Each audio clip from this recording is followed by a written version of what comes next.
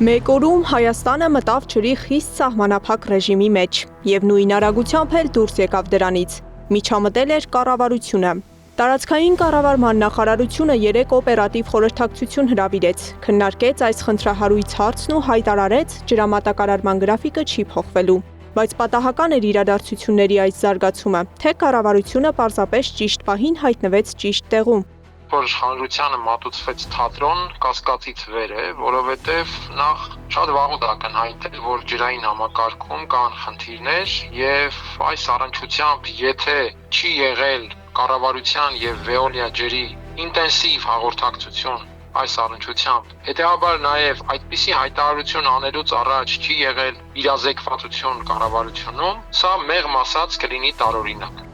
Տարօրինակ է նաև ջրային կոմիտեի նախագահի բացատրությունը, թե աղմուկի պատճառը ժամային գրաֆիկով ջրամատակարարման ընդամենը մի քանի հասցե ավելացնելն էր։ 3 հասցեի փոփոխություն է եղել։ Ո՞ր հասցեներն։ Մենք հիմա բոլորս հասկանում ենք, նախընտրական շրջանում ենք, նման թեմաները, այո,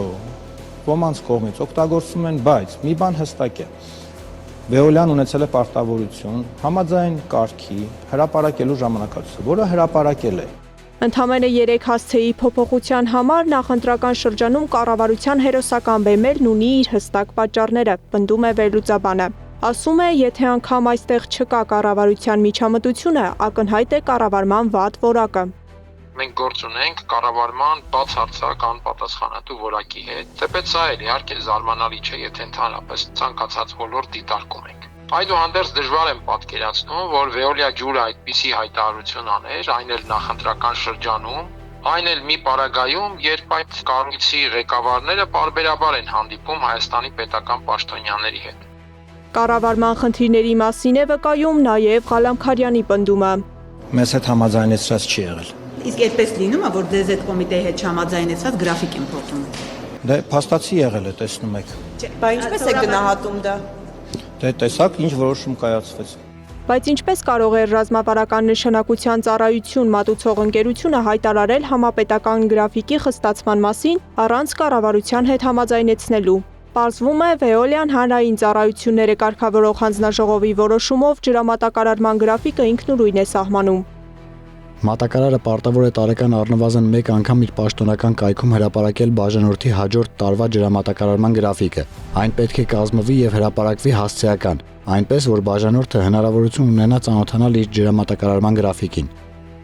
Իսկ թե որոշումը պետք է արդյոք քննարկվի գույքի փաստացի սեփականատեր Հայաստանի Հանրապետության կառավարության հետ, որոշման մեջ չի նշվում։ Ջրային կոմիտեի նախագահը հայտարարեց, գրաֆիկը նորից կհրապարակվի, փոքր-ինչ բարելավված վիճակում, սակայն խնդրի էությունը դրանից չի փոխվում։ Ջրամատակարարման համակարգում կուտակված կառուցվածքային խնդիրները շարունակում են մնալ։ Պատասխանատու մարմինները խոսում են ներդրումային ծրագրերից, ենթակառուցվածքների բարելավումից, բայց դրանց իրականացման հստակ ժամկետները դեռևս անորոշ են։ Սեդակ Յուրեղյան, Նորա Գևորգյան, ABC Media։